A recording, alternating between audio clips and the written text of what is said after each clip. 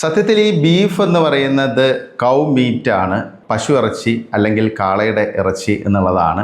അല്ലാതെ പോത്തിൻ്റെ ഇറച്ചിയെ ബീഫായിട്ട് പൊതുവെ പരിഗണിക്കാറില്ല. പക്ഷേ കേരളത്തിൽ പൊതുവെ ഇത് ബീഫ് എന്ന് പറയുമ്പോൾ ഇതെല്ലാം ബീഫാണെന്നുള്ള രീതിയിലുള്ള ഒരു വ്യാഖ്യാനം ഉണ്ടാകാറുണ്ട്. ഇപ്പം പോത്തിറച്ചി കഴിക്കുന്നവരെയും ആ രീതിയിൽ, അല്ലെങ്കിൽ ഇപ്പം പോത്തിൻ്റെ ഫ്രൈനെ ബീഫ് ഫ്രൈ എന്ന് പറയുന്ന രീതിയിലാണ് കേരളത്തിലെ ഒരു സിറ്റുവേഷൻ. പക്ഷേ കേരളത്തിന് പുറത്തൊക്കെ പൊതുവെ ഇതിനൊരു ക്ലാസിഫിക്കേഷൻ കറക്റ്റായിട്ട് തന്നെ ഉണ്ട്. ഇപ്പോൾ നോർത്ത് ഇന്ത്യയിലെ എല്ലാ സ്ഥലത്തും ബഫല്ലോ മീറ്റ്, പോത്തിൻ്റെ ഇറച്ചി അല്ലെങ്കിൽ എരുമയുടെ ഇറച്ചി ലഭിക്കും, അതിലൊരു സംശയമില്ല. അതിന് യാതൊരു തരത്തിലുള്ള നിയന്ത്രണവുമില്ല എന്നതാണ് വസ്തുത. പക്ഷേ പശു ഇറച്ചി ഗോവധ നിരോധന നിയമം ഏതോ കാലം നോർത്ത് ഇന്ത്യയിലെ പല സംസ്ഥാനങ്ങളും നടപ്പാക്കിയിട്ടുണ്ട്. കോൺഗ്രസ് ഒക്കെ ഭരിക്കുന്ന കാലത്ത് 1950കളുടെ അവസാനം 60കളുടെ തുടക്കത്തിലൊക്കെ തന്നെ ഗോവധ നിരോധന നിയമം കൊണ്ടുവന്നിട്ടുണ്ട്.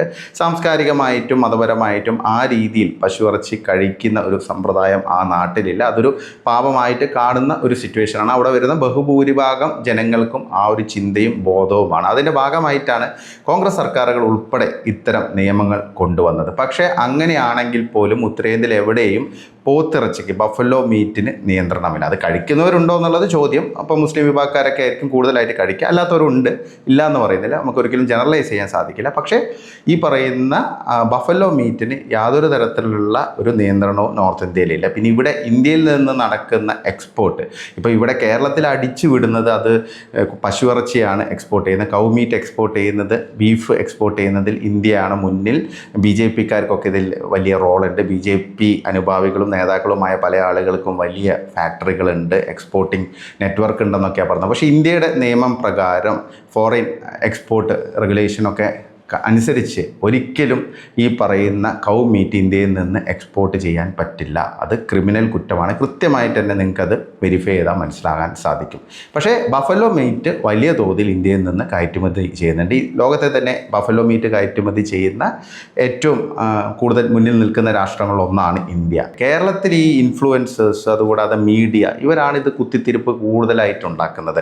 അവരെ സംബന്ധിച്ച് അവർക്ക് കണ്ടൻറ്റ് വേണം. ഇപ്പം വലിയ റീച്ചുള്ള ഒരു ഇൻഫ്ലുവൻസറെ സംബന്ധിച്ച് ഈ ഒരു വിഷയം പറയുകയാണെങ്കിൽ, ഈ ബീഫുമായി ബന്ധപ്പെട്ടുള്ള എന്തെങ്കിലും ഒരു വിവാദത്തെക്കുറിച്ച് ഇങ്ങനെ പൊട്ടിത്തെറിക്കുകയാണെങ്കിൽ അയാൾക്ക് നല്ല റീച്ച് കിട്ടും. അതിൻ്റെ ഭാഗമായിട്ട് നമ്മൾ കുറേ ആൾക്കാരുടെ കണ്ടൻറ്റൊക്കെ കണ്ടല്ലോ, അത് സ്വാഭാവികമാണ്. പിന്നെ റീച്ച് ഇല്ലാത്ത ചില ആളുകൾ റീച്ച് ഉണ്ടാക്കാൻ വേണ്ടിയും ഇത്തരം വിഷയങ്ങൾ, സെൻസിറ്റീവ് ടോപ്പിക് എടുക്കും. പ്രത്യേകിച്ച് കേരളത്തിൻ്റെ ഒരു എക്കോസിസ്റ്റം വെച്ച് ഒരു 75% വരുന്ന ഒരു ജനവിഭാഗം ഇത്തരം ഒരു ഐഡിയോളജി സബ്സ്ക്രൈബ് ചെയ്യുന്നവരാണ്. അപ്പോൾ സ്വാഭാവികമായിട്ട് അവർ അതിനെ സപ്പോർട്ട് ചെയ്യുന്നുള്ളതാണ്. പിന്നെ മീഡിയയെ സംബന്ധിച്ച് ഈ ബീഫ് വിവാദം പരമാവധി കത്തിക്കുക എന്നുള്ളത് തന്നെയാണ് അവരുടെ ലക്ഷ്യം. അതുവഴി അവർക്ക് കൂടുതൽ റേറ്റിംഗ് ലഭിക്കുക എന്നുള്ളതാണ്. ഇപ്പം പരമാവധി ബൈറ്റുകൾ എടുക്കുക, എല്ലാ നേതാക്കൾക്കിടയിലേക്കും ചെന്നിട്ട് ഇതിനെക്കുറിച്ച് ചോദിക്കുക, എന്നിട്ട് അവരുടെ എന്തെങ്കിലും പ്രതികരണം എടുത്തിട്ട് വലിയ കാർഡ് ചെയ്യുക, അല്ലെങ്കിൽ ബ്രേക്കിംഗ് വാർത്തയായിട്ട് കൊടുക്കുക എന്നുള്ളതൊക്കെ അവരുടെ ടെക്നിക്കാണ്. സത്യത്തിൽ കേരളത്തെ വിഷലിപ്തമാക്കിക്കൊണ്ടിരിക്കുന്ന ഇത്തരം വിഷയങ്ങൾ, ഇവിടെ നമ്മളെ ബാധിക്കാത്ത വിഷയങ്ങൾ പോലെ ഇവിടെ ഊതി വീർപ്പിച്ച് ഇവിടെ കുത്തിത്തിരിപ്പ് ഉണ്ടാക്കി ഒരു സമൂഹത്തിൽ സ്പർദ്ധ ഉണ്ടാക്കുന്നതിൽ ഒരു വലിയ റോള് ഈ മാപ്രകൾ എന്ന് പറയുന്ന കേരളത്തിലെ മീഡിയയ്ക്കുണ്ട്.